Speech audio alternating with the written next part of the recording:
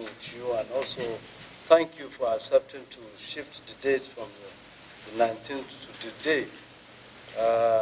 We are grateful for that magnanimity. Having said that, Mr. Lead Chair, honorable members, I think we need to take a look at why did it become necessary for us to take this decision. And let me also say here that this decision was taken as a collective decision by the security components that makes up the exercise swift response. And here I'm talking from the Nigerian Army to the entire security apparatus of this country. And it was done based on intelligence sources, on analysis, and on critical look at what is at stake. We didn't take this decision just because we want to punish anybody. In fact, there's nobody that is a target. But our sole aim is to protect this great nation from the influx of what is happening. 30 to 40% of the fuel that we subsidize in this country goes out of this country to our neighbors. That is a lot of money that ought to have been used to take care of the same citizens that we're talking about today. The borders today, if you go, they don't have presence of government because we have no resources to provide them medical facilities, provide them schools, provide them even drinking water. And we are spending so much money to subsidize fuel that is finding its way out of this great nation. That money, if we can save it, and it has shown, and the MP, the downstream CEO will testify, we have by that order today reduced the outflow of this by 30%. 30% of our own fuel means a lot of money in terms of subsidy, which could have been used internally to improve the quality of life of Nigerians. Yes, I understand that we have taken a decision. Of course it has to be hard. We must take decisions that are hard in order to be able to push forward certain things and get things right. We have for a very long time spoiled ourselves. And that's why when government does take a decision, everybody cries out.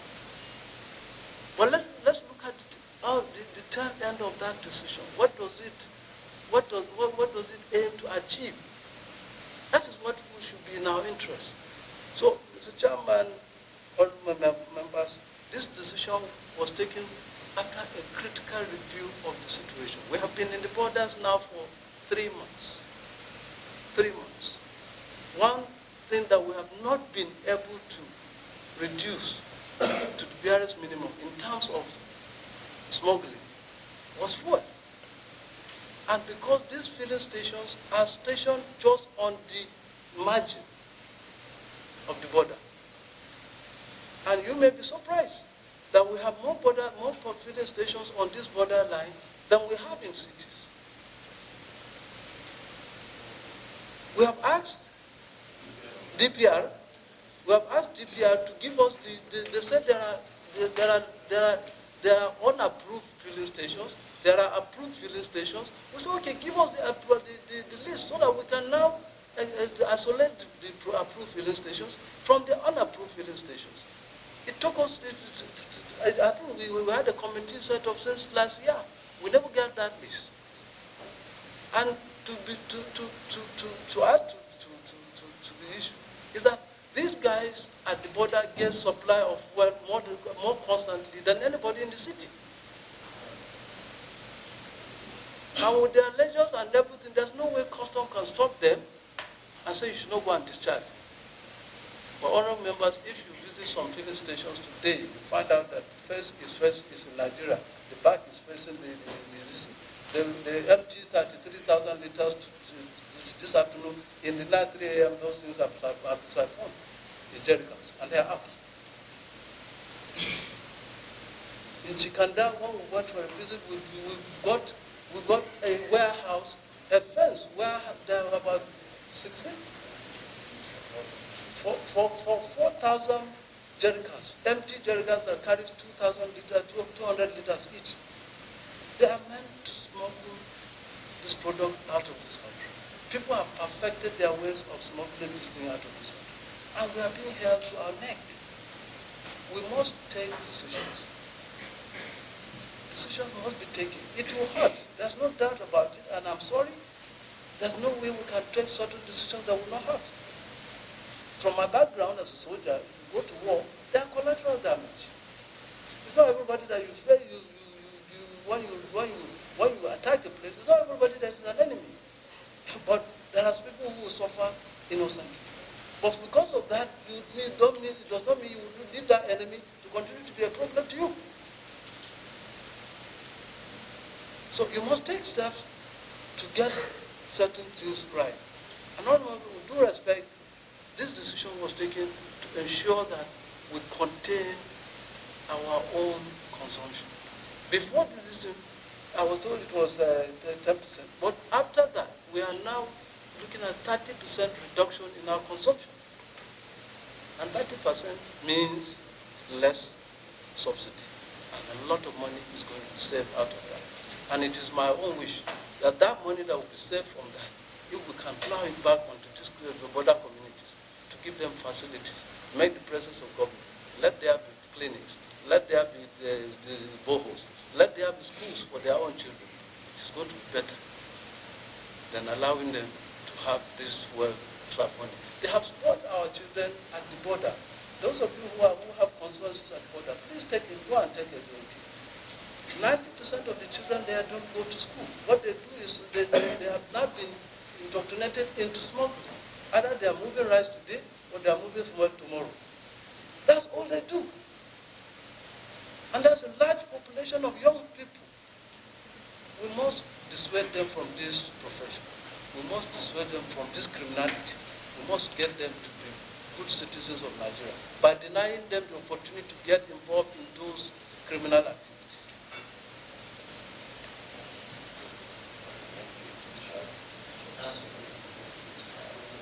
But the chairman, like when we put this,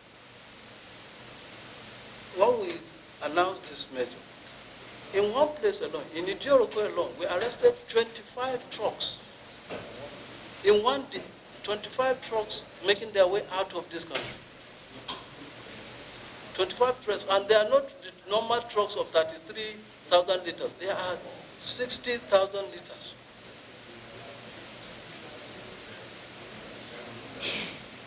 They are 60,000. So, Mr. Chairman, what I'm saying is that, yes, I agree that there are pains. There's no doubt about it. Yet, but again, Mr. Chairman, this decision was not taken with bad intention of hurting anybody. It was taken in the overall interest of Nigerians.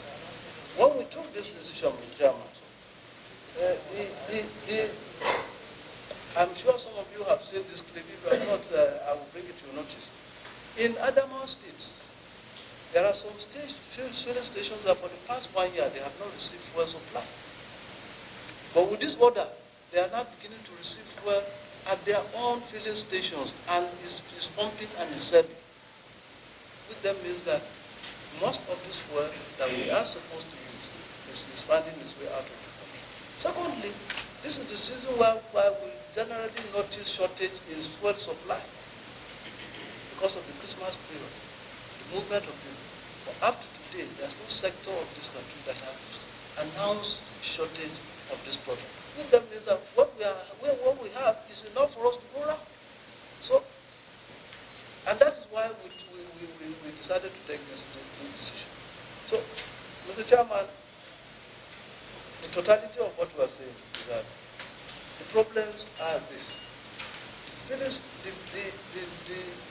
filling stations at our borders are just too many. You find a town that has less than 200,000 people, or less than 50,000, or 20,000 people. And if you count how many people have cars and motorcycles, you may not find 100, 120. But you find 20, 30 filling stations in some cases 50 filling stations lined up. What are they there for? To serve who? Why were they given license to establish on those border lines? If we do not mean to siphon these things. So I think, Mr. Chairman, the totality of that is that we must come together, address this issue, find out why are these filling stations. Let us identify the needs of these towns and establish petrol stations that will cover their own requirements. One. Two, all those filling stations that have no business being there should completely be rid of, so that we know we can monitor how many filling stations are there, we can monitor what has been given to them, and then we can also monitor what is being sold there. Otherwise, Mr. Chairman, honorable members, honestly, what we're doing is we're subsidizing fuel for Benin, Niger, Mali, and beyond. We should not be. Thank you very much. 29. Yeah. The legal ones. Legal, yes. What of the illegal ones? We don't know illegal now anyway. You don't know? No, Because that is where the problem comes. Because they have a lot of filling stations, illegal filling stations, because there is no way, we know under your rules, that you will allow about 10, 15 filling stations. Filling stations, some they are facing another country, some are facing this side. So I think that is a major problem we have in this country. And because of that, your negligence will not allow the masses to suffer. Anybody that gives that kind of license, knowing fully that you are not supposed to give, then I think you people are the ones that are going to take the dose. DPR, you have figures, the legal filling stations. For whatever reasons you decided not to give them, I think is a major reason why we went into this mess. Because if there is 1,800, I think it's about 2,000 legal filling stations across the border. How many do you have? Just tell us how many. About 500, less than 500. Less than 500. Yeah. How much? So these ones that are illegal. No. We have the station at the border town, not only about 1,803, 1,823, out of which about 400 are illegal. We're talking about the one that is within that 20 kilometers. 923. 900 3. approved ones. Yes. Do you know the illegal ones? About 400. About 400. Yeah. You should have given them the 400. But we have a committee that we're meeting between NBC. No, we will not wait for any committee now. Let me just. We have to clarify. If there's more than 400 illegal filling stations, You must give them this list immediately. The illegal ones. then the legal ones. We are going to work together to make sure that we allow the legal ones to operate within whatever agreement we are going to agree, the quantity of product that we are going to supply them immediately. Because December is coming here, we will not allow these shortages to continue in that border areas. Therefore, this list is a must. We are giving you directives. It has to reach the office of the CG by tomorrow. Since you have the list of illegal filling stations, and they have been requesting you to give them, for them to take action, you have not given them, and that is the reason why they went ahead to do what they did. So we will now, maybe before we conclude, I'm sure that is one of the actions that we're going to take. We'll give you a chance. Okay. Don't worry. I'm a bit passionate about these things. One, I'm the mover of the motion. Two, I'm from a border community. I have lived on the border community for the last 57 years.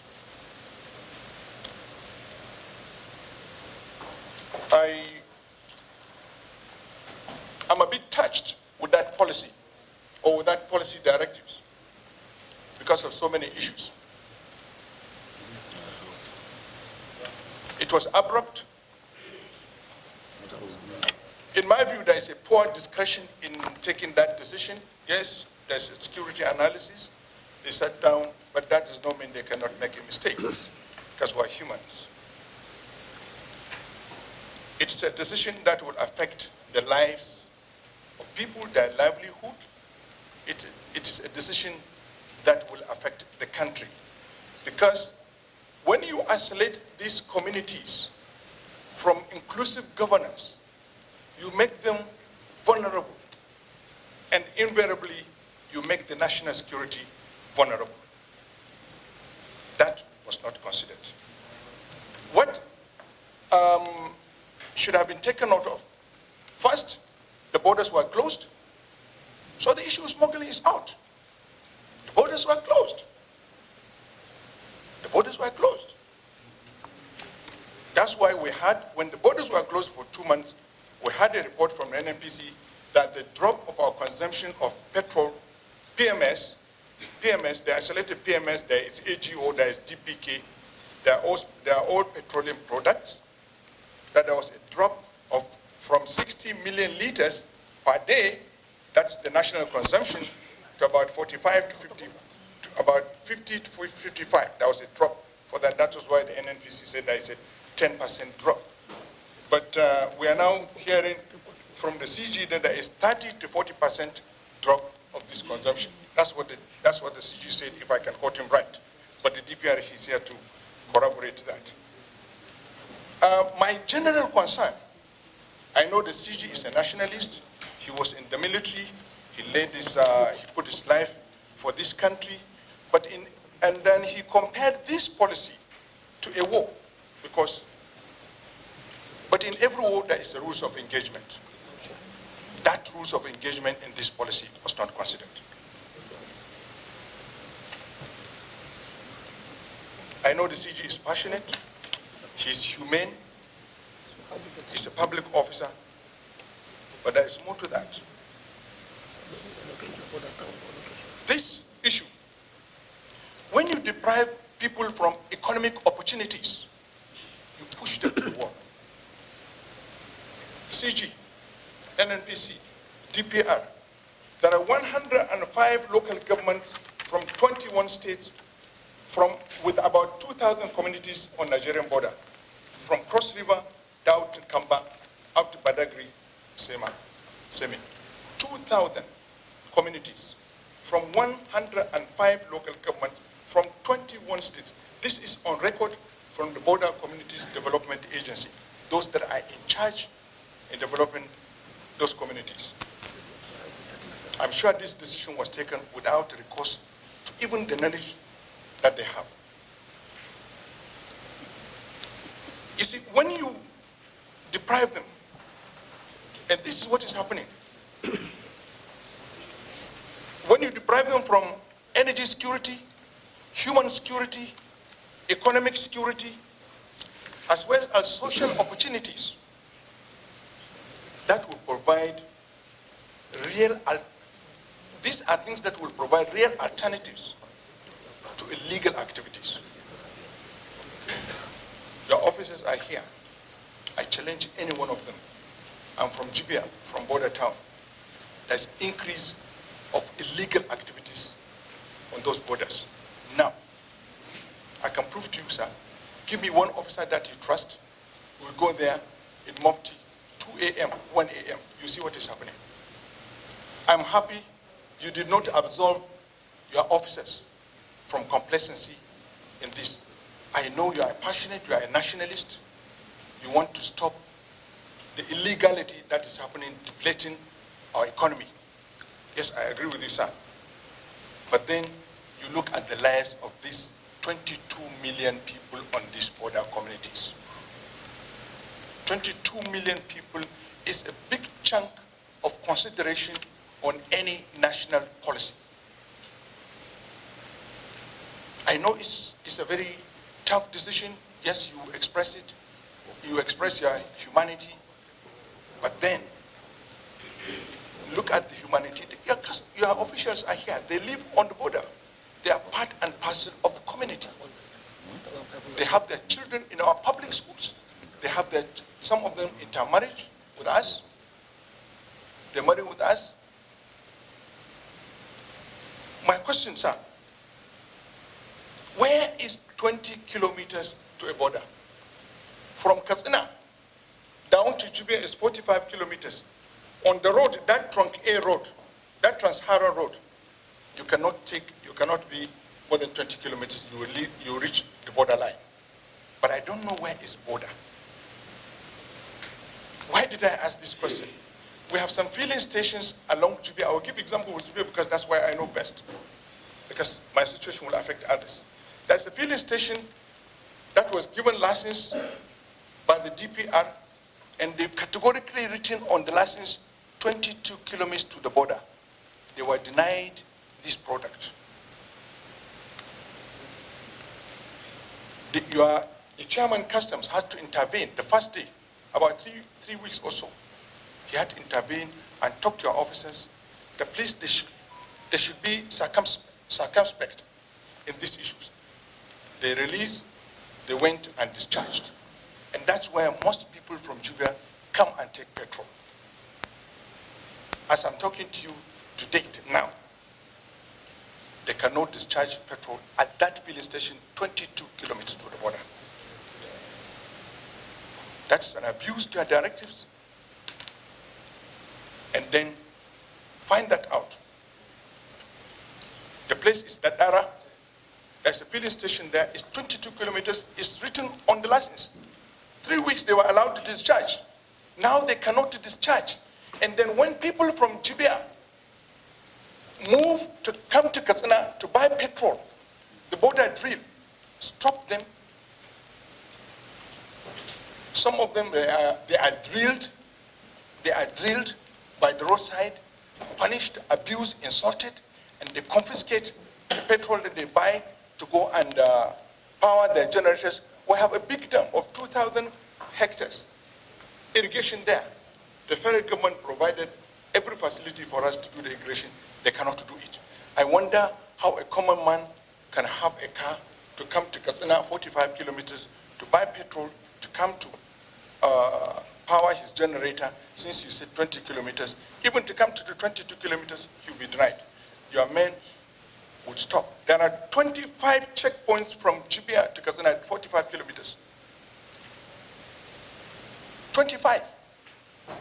I wonder if there are those checkpoints 25, if these people are doing their job, they will allow smuggling.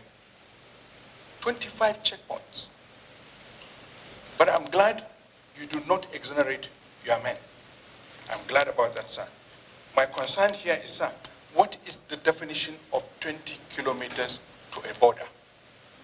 Was not considerate of certain issues because he said petroleum product. A common man in Nigeria today rely on kerosene. Kerosene is part of petroleum product. I believe it's called DPK, if I'm right. Then the AGOs. Sir, Jibia is a route to 3 states. It's the easiest route from Kano to Zamfara, Sokoto, and Kebbi. Throughout that road is not 20 kilometers to the road. That road from Jibia to Zamfara is not 20 kilometers on the road. So if there is any filling station on that road, they cannot fuel their cars. Considering the insecurity that it is true. I mean, Chidi can tell you, sir. They know the terrain. Maybe he has served that area. So what I'm appealing, sir, since you are willing to review this in the interest of Nigerians and the interest of our communities, please look at these things. Look at these things with their humane disposition, and so that we can quickly move on, and also it will even help the people that are operating. There is security operation on that route. People are denied this energy. There is need for you to look at it with human face. Thank you, sir. The definition of 20 kilometers. Anywhere, I believe, in Nigeria where we have a well-defined road, there are milestones. And that milestones will tell you where 20 starts where 5 stars and where 10 stars. So if the honorable member has not taken note of that, then it will be difficult for you to know what is the distance of what makes a distance of 20 kilometers. My own yardstick of measuring the distance is the milestones that are instituted on the road. And that's what we use as the yardstick to determine what is 20 kilometers to the border. Then I know it's your home state, it's your home district, but honorable member, honorable co-chair, Chibia to Gurupi to Karonamoda and then Zamfara is more than 45 kilometers. It's almost 60. I have been there. I have ransacked that place. My officers here have served there. So it is not the distance you talked about. And the decision was not taken to outlet anybody. What we have done is say 20 kilometers. And 20 kilometers by our own definition is what I've told you. If we have a milestone that starts from here, then you move from the border to where you have a 20-kilometer mark. Then it stops there. Any officer that goes beyond that has gone contrary to the instruction. That is simple. That is simple. Secondly, we have this notion that when we say we have closed border, we expect that everywhere is sealed like a door. Like this room, when you say you have closed this door and there's no window, then nothing goes out except that door. But in the case of GPA, I can tell you we have over 50 unapproved routes where young men use motorcycle to carry rice every night, use motorcycle to carry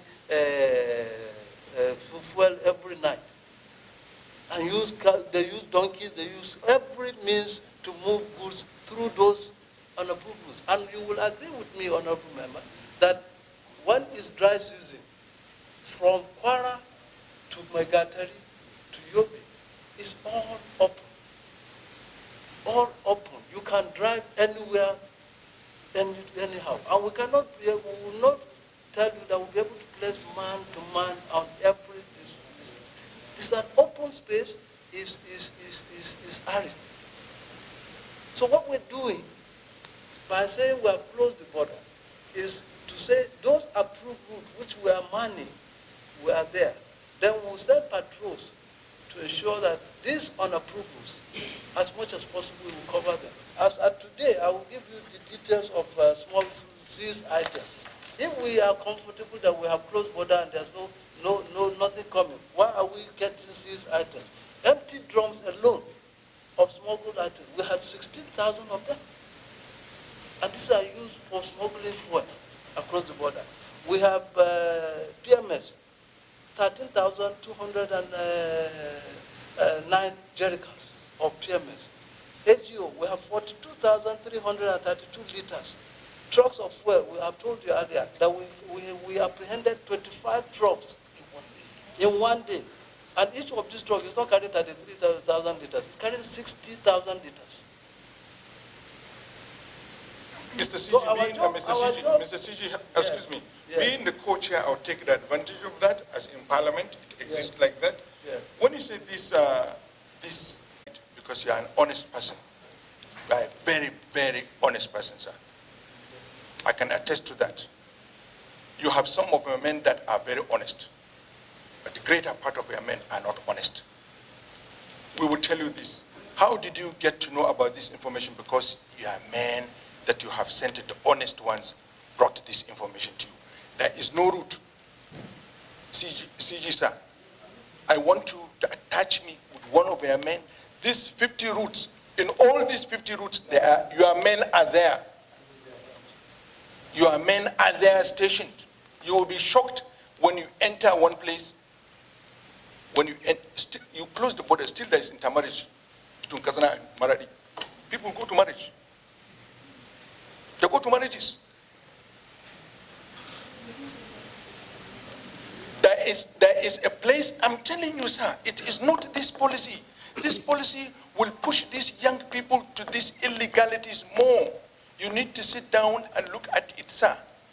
Some of your men push you to do these things because they will milk this situation. We are telling you this, sir. Sir, you will not agree with me because this is your people.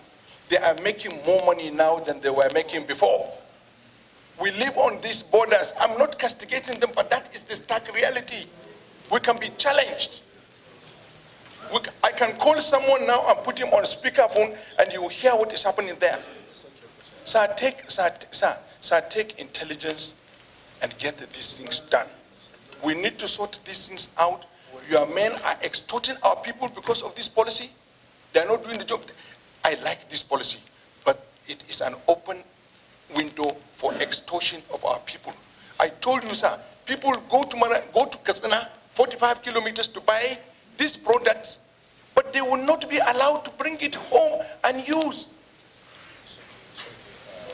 Sorry.